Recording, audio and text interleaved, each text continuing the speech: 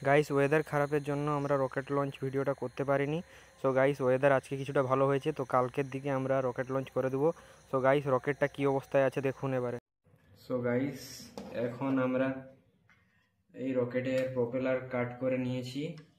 So guys এখন আমরা এই প্রপেলারের মধ্যে সেট করব। সো গাইস এই ঝড় বাতাস যদি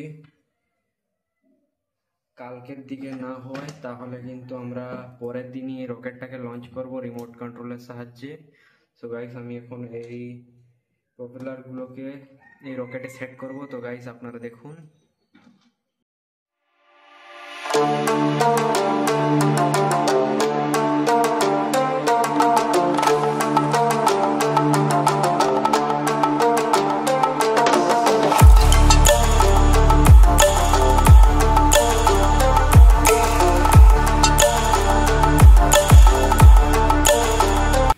তো গাইস রকেটের ফাইনাল লুকটা কেমন হয়েছে আপনারা অবশ্যই কমেন্ট করুন।